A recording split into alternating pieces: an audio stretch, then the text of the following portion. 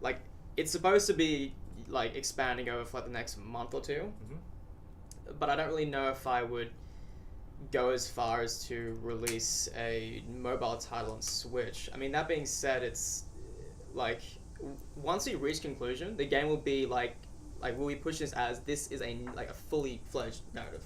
It's all like time delivered, so it's like like so the way it works is that an event will occur, then it's like right in the next hour you get a message saying come back, and then like you will receive the next part of the narrative. It's all sort of time delayed.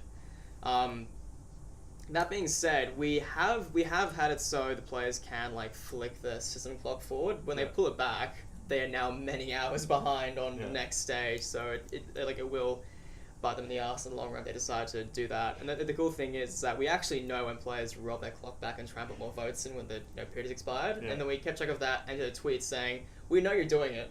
Thank you for your votes. Yeah. But we're keeping your money, but none of that counts." Oh, that's awesome. So you have got awesome things coming along for the machine. What about the company as a whole? Is there any new projects? Yeah, so because the machine is as a sort of whole entity, there are multiple machines in the world, as we mentioned before. So we're working on our next project. So we're in the pre-production stage of that. So we're still sort of throwing ideas around, trying to figure out where we're going with that. I've started doing some small prototyping, but nothing I'm ready to talk about yet before we really sort of get down what this game is going to be and how it's going to be. Like, we do know what the next machine is exporting. Yeah. But that's something we actually haven't even mentioned in the latest content patch. Yeah. So the latest patch mentions how one machine creates stimulant, one machine creates bodies, and one machine creates totally forgot what I created. Or at least which one I actually disclosed that we creates. But yeah, so there are some more machines that are coming out. So the next game will be an interface for that machine. Yeah. So what it exports is still secret. So, watch the space. So how did you get into this?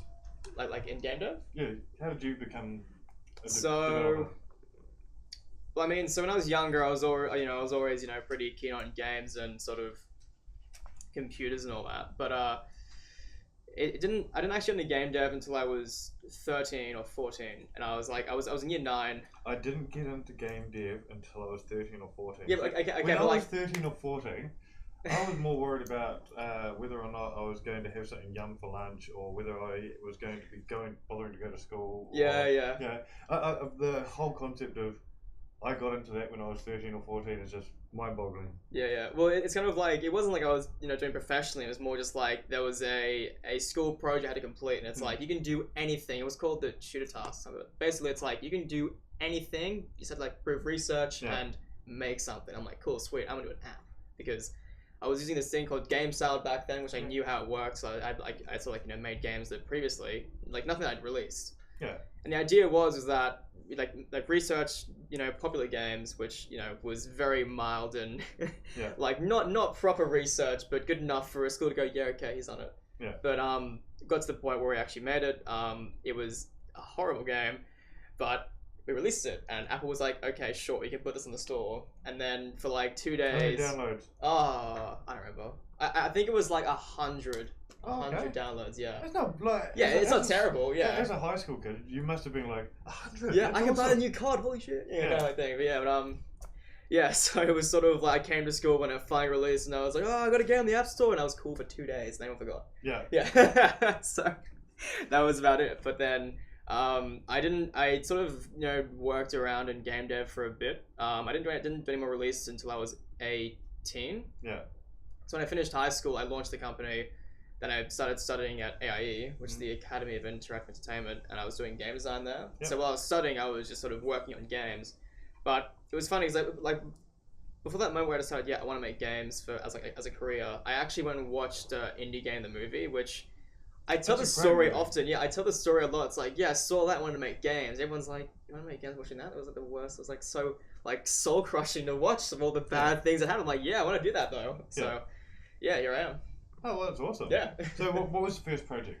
Okay, so the first professional project was it was called Snake Boogaloo, and it was like this sort of like color reaction game. Yeah. Where it was like I don't have like I put it on my phone anymore, but basically it was like this it was like you versus a snake that would constantly generate that had different color each time. You know, these 4 colored buttons at the bottom that would constantly change spots. It's like a sort of like a reaction game. You like to like tap the colored buttons before they move, but also in a short enough period of time that the snake wouldn't then attack you. And just like go for as long as you can. You know, get coins. There are ads in it. There was in-app purchases, but it didn't make a cent. So it was an interesting first release, and then we released one other game called Homeless Regime, which was interesting because it was supposed to be like a sort of a game for Mission Australia, but then halfway through they pulled out, so I was left with this sort of unfinished husk of a mobile game, and I was like, well, like I don't like dropping things very much. So I'm like, okay, we'll just do what we can with this. We'll tie off loose ends and release, and it was terrible, and we pulled it down like a month later because it was like, it's bad. It was also, like in hindsight, I'm not too pleased with it because as much as it was initially made to like, you know, sort of raise awareness for homelessness, it was sort of like gamifying a social issue in a bit of a weird way. So like, let's not. Yeah. So yeah. Didn't have the positive effect you were sort of hoping. No, it didn't. No. It sort of, I mean, it didn't demonize anything, but it was just like, this just seems weird now. Yeah. So, yeah. So we were just talking before we actually started streaming. The first project I'd ever heard of that you'd worked on was one, and I can't remember the name of it, was the... Is it Hard to Game?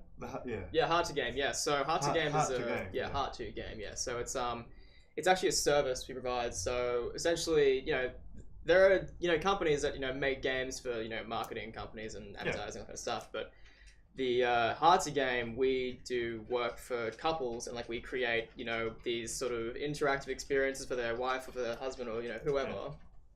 And then it's like a sort of, so for example, one of the games we made was this platformer game where you're playing as I forgot her name, but pretty much you like played as a wife. So this husband got came to me and said, I need like a platformer game for my wife for our anniversary. I'm like, okay, cool, sweet, no worries. So he told, right, so she likes puppies, she likes lightsabers, and she's a big fan of Uncharted. I'm like, okay, so those are very... sounds like my wife. Yeah, so these are very wild themes you got here. How would you like us to like sort of put this into the game? And he goes, could you have her running through a Shambhala kind of like jungle level, and she's holding a lightsaber, and then she fights a giant puppy then? And I'm like, we can do that. We can do that. So it was the weirdest game I ever made, which was literally jumping through this lush 2D jungle. I think to average Joe it's going to be strange. Yeah, but yeah. To that couple it would have been so special. Yeah. We've got every single reference. Honestly, it was so amazing because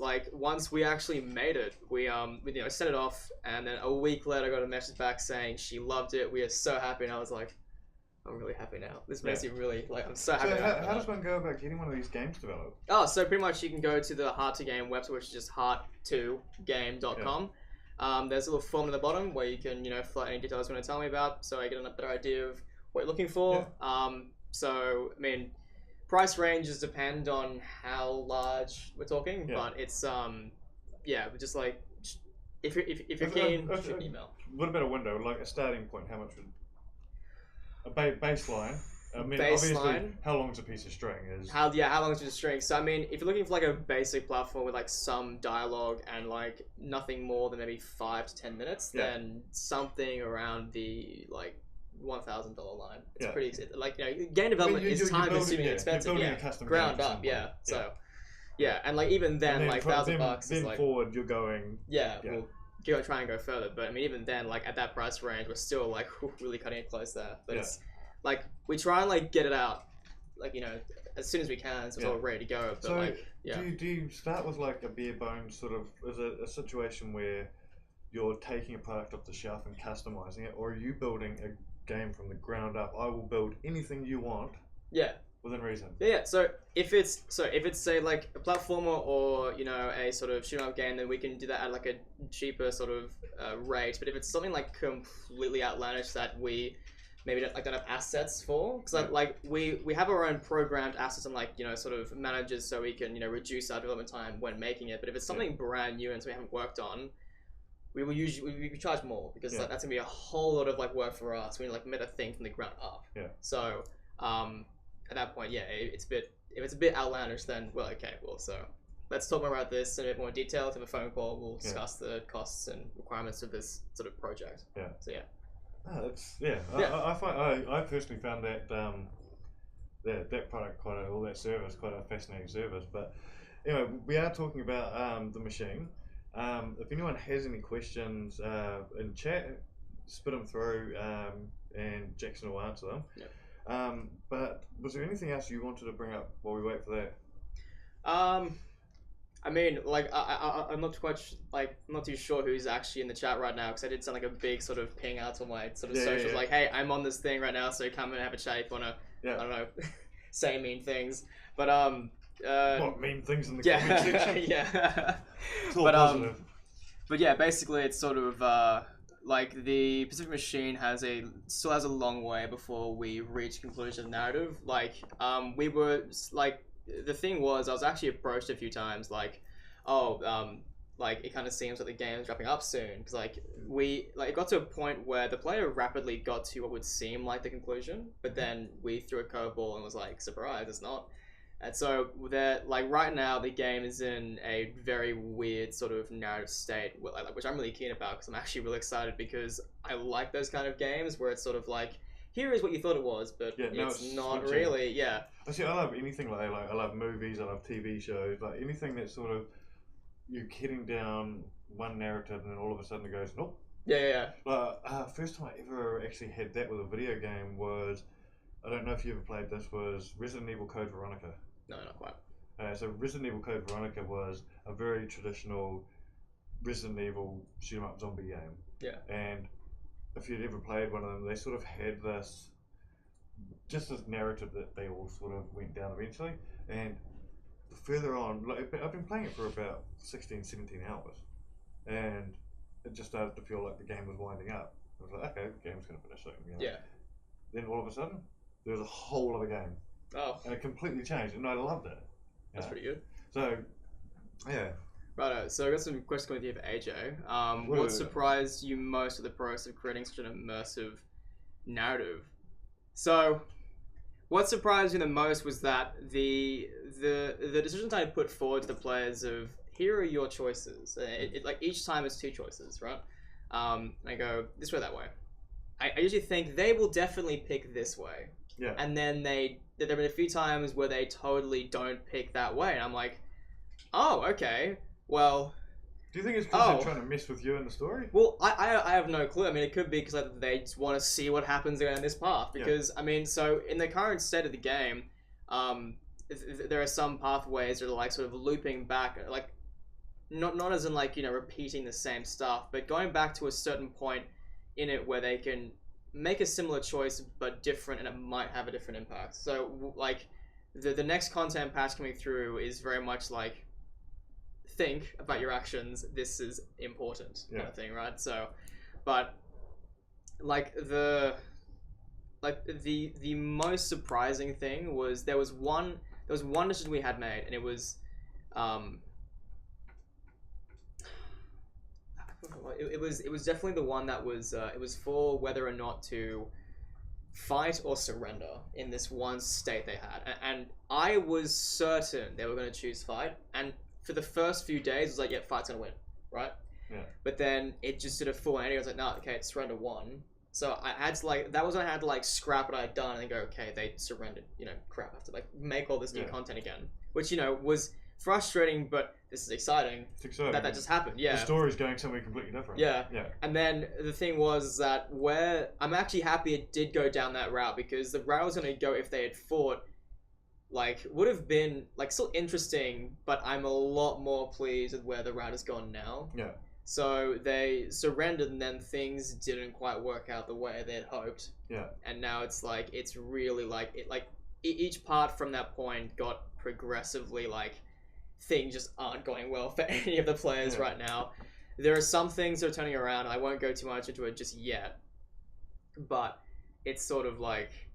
So, with the story, how long would it take? Like, because I literally just downloaded the game today. Yeah. How long would it take me to catch up to where the story is at the moment? If you like progressively like kept playing it with each, like, you know, like, so well, the way it works is that the first few narrative flags, there's one that requires you to pay bars to progress, but like, mainly like mostly now we don't ship any new updates where it's like you must pay bars to proceed. It's all time based. The reason we had bars to proceed at the beginning was more so the players, especially new ones, knew that bars are a thing in this game. You will need to learn how to play the game in order to vote. Yeah. So it's sort of like making sure they spend some time playing the game, getting better and improving. So when they reach the vote screen, they go, cool, sweet, back to the game, farm. Here are my votes. Yeah. I care about this, right? Yeah.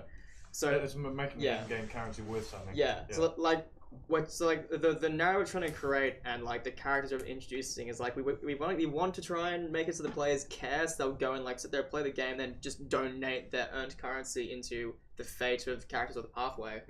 Because like as much as things aren't blatantly clear of what's going to happen, it's like we drop hints as to what could happen based on what choice you made, or what choice gets voted on. So there is like, it's not like totally blind of like which one's going to be. I have not like anything can happen. It's more of like a think about it. This might happen because of this reason or that reason. Like we give them information that might imply that this will happen, kind of thing. But Next question: do you have any inspirations for the story? So, I mean, there's definitely some aspects from other games and media that I've taken from, like for example, BioShock and Matrix and all that kind of stuff, but without being blatantly, BioShocky or Matrixy in a way. But one of the things that I actually really inspired by was it was after it released. Oh no, it was just before it got released. So it was like 2 weeks out, and that Doki Literature Club. Yeah, that's it. Yeah. So someone was like, "Oh, you should play this game." I'm like, "Why?" And it's like, "Because it just play it." And I'm like, "But this looks really weird, dude. I don't want to play this game." And it's like, "Okay, fine, we'll play it." So I played it, and then I won't go into it because there's a whole thing about it, but it inspired the hell out of me for everything I wanted to do for Pacific Machine. So like that, I got a bit of inspiration from that and the way it sort of handled a few of the narrative events. So there's definitely some inspiration from that, but I think the main inspiration for Pacific Machine is definitely 1984. I was reading a lot of that, and I've also been reading a book recently. Oh, it's fantastic. I was also reading, recently I was reading a book called Homo Deus. Okay. Homo Deus is like the brief history of tomorrow, basically. Yeah. So it's what is sort of down the line for humanity. So Homo Deus pretty much means like human gods, right? It's so like right now we're Homo sapiens, but Homo Deus, we have divinity, we are completely immortal, and we are like gods on Earth, basically. So it's sort of the path of poverty and sort of starvation would be a thing anymore. It's sort of like humanity's slow crawl to reaching that state of just absolute divinity, right? Yeah. So I'm reading that, and it's a non-fiction book by this I believe I've forgotten his name. He's a philosopher at a certain university somewhere. But everything he puts forward is really interesting. I was like, whoa, that's actually sweet. And funnily enough, some of the ideas he's put forward as to where humanity is going has actually helped me decide what the machines export. Okay. Because not being blatantly, going, yep, this is their path to Homo Deus. It's more of a case of we are just sort of. I'm really inspired by this book. Yeah. And it's really helped me sort of figure out what the ultimate goal of the machine is. Yeah. Which isn't necessarily Homo Deus, but it's a similar path. Cool. Yeah. What else might we expect from? How do you pronounce it? Yeah. So I got to write stuff about Amalus. So. Amalus. I one of those words that you read and you go. Yeah, Amalus. Yeah. So I'll answer this question and I'll tell the story afterwards. So any ultimate goals? I mean, the ultimate goal. That's a hard one because I have many short-term goals. I want to meet this and this and this and this. When it comes to the ultimate goal, I mean the ultimate goal is we're huge and I can 5 days a week. I'm doing really well. All the games do really well. That's the ultimate goal. It's kind of creating really interesting and fun experience that everyone enjoys and everyone those who are marketing it too. But also I want to sort of reach the point where our company can give back to local industry because right now, my company is a child and it already sucks me out. It already sucks everything out of me already. Yeah. And the local industry itself, I'm like, I need information, give me this information, I need all the help I can get. But I want to get to that point where I can give back. Yeah. I want to do that. I do want to do that, but it's, I can't right now. At the moment, it's like you're a child and you've got to take for a while until you're old enough to be able to give back. But do you feel, this is going to get a bit political here. That's right. So with the latest news that the Australian government basically has said, we're not fucking interested. Yeah. Right. How do you feel about that as a dev? Pissed. Like, not impressed. Yeah. It's kind of like, come on, like, this is huge, the industry is huge, like, sure, we're doing well without your help, but that doesn't mean you shouldn't help us, kind of thing. It's, like, I thought it was bollocks, honestly. I mean, to me, this is the way I see it, is the government does actively help out with film, although they're not doing it as much as they used to. Yeah. Yet they don't look at video games, which is proven to make more money than Hollywood. Oh yeah, I know. That's the weirdest thing. It's like they want to get more money into the industry. And the infrastructure for it isn't as large as Hollywood. Like a Hollywood production, how many staff you got on a Hollywood production for a 3-hour movie? Yeah. Like it's hundreds of people. Yeah, but even then, the NBN kind of sucks right now. So. Oh no! I don't think there's going to be. As your Prime Minister, because being a Kiwi, this is where I get to be a bit of a dick. Is your Prime Minister yesterday made a quote that there was no issue with the NBN because he gets 100 megabyte download per second, right? As a Kiwi, I was like, oh, that's cute, 100 megabytes a second. That's so shit. Yeah. It's just like, I mean, like I'm lucky that my office is like, just across the road. It's on Clarence Street, so it's like we're on fiber. Internet there is fantastic, but I'm at home or anywhere else. It's like, what are you on at home? Well, NBN, but it's like. Shit, like if I'm trying to do like a Steam download, it's like I'll get 1 megabyte tops. Yeah, so where I live, I get like 4 megabytes down. Damn it! No, the moment I try and do it on Steam though, because Steam, shit. Yeah. Like I downloaded, I can't remember the game it was. The last game I downloaded, like literally, I set it to download and went away for the weekend. Oh god. No, because the rig at the office is like when I'm doing NBN downloads on fiber at the office. Like I get 30 megabytes down. And it's like and I Snapchat like, hey, look at me, and they're all like, screw you, man. Yeah. So good. But even that, like you said, back home. Yeah. My house back home, terabyte. Oh, not terabyte, gigabit. Oh. I got a gigabit speed at my house in New Zealand. And I only spend like 2 weeks a year there. So jealous. No, it sucks for me though. Yeah, I guess you're here though. Yeah. Right. What have we got here? Alright, so I need to tell the story about the analyst name, so this is always a weird story because some people are like, oh, that's so funny and that's also really cool, and some are kind of like, alright. So I get it. So basically, analysts, so what happened was when I was first sort of making the steps towards, making a company and doing this professionally, I was working with someone and I was kind of like, what should we call the company, what should we call our team, right? And they were like, oh, well, Amit Lusum means good game in Latin, which I looked up, sort of vaguely means that. And then he went, okay, how about we just remove some of the letters and slap it together, analyst? And I'm like, cool, sweet, analyst, that's it, we'll do that. Ran with that. Went through the paperwork, talked to the ATO, got all my details, all registered. I'm out at a bar one night, I'm like, I'm gonna just Google analyst. Wait. So you got it registered. I googled it afterwards. Yeah. Look. Yeah, registered it. Got on the piss. Then I'm like, oh, I didn't actually Google amylase properly. I actually did that again. Define amylase, and I look at it, and I just almost choke my drink. It just says a limbless fetus, and I'm like, at that point, I'm like, oh no. But then 5 minutes later, I'm like, you know what? Let's run with that. Fuck it. This is it. This is what it's gonna be, and this is what we're gonna do. So whatever. This is it. Awesome. It's also a fantastic story for those who laugh at it, but it's sort of like my first big mistake walking this industry was not checking what analyst number before registering it as a company name. There's plenty of people I know who have started a business and they haven't even checked to see if the URL is available, let alone Google search what the name is. Yeah. Oh, I'm going to call my business this, register it. Oh, okay, I'm going to get my... Oh, no. Yeah. I can't get my URL because some porn site owns it. No. Yeah. That'd be so bad. So before we finish up here... Yeah. Where can people find you? Yeah. The game, and... Right. So you can find me on Twitter. I'm underscore Frewy. That's my handle. So if you want to give me a follow, follow there. Yeah. So the camera's there. So for the game itself, it's on iOS and Android. It's called Pacific Machine. We need more of our Android peeps downloading it. Yeah, we need more Android players downloading. So please get on that. The current voting period expires this Friday. So if you want to get on that, get it now and start like getting through the narrative. Like it shouldn't take too long. Like maybe like a day or two for the sort of the time blockers. But what's the third question? Oh, and yeah. Anything else that you want to add?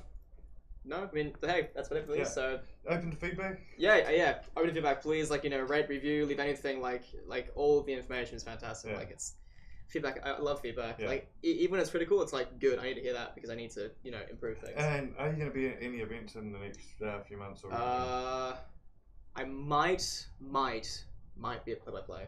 Might be a play-by-play? Yeah, maybe. That's in Wellington, New Zealand? Yeah. And then, I'm always at Beer and Pixels. Yeah, well, that's actually where we met, was at Beer and Pixels. And go along. Cool. If you haven't been to a Beer and Pixels, head along. It's an awesome place to be able to meet indie devs, some other bigger names from the industry as well, hang out there, and it's just a good place to network and meet people in the industry. Yeah. Well, and have a beer. Yeah, definitely. Alright, thanks guys, and make sure you give them a follow. Cheers, sir. See ya.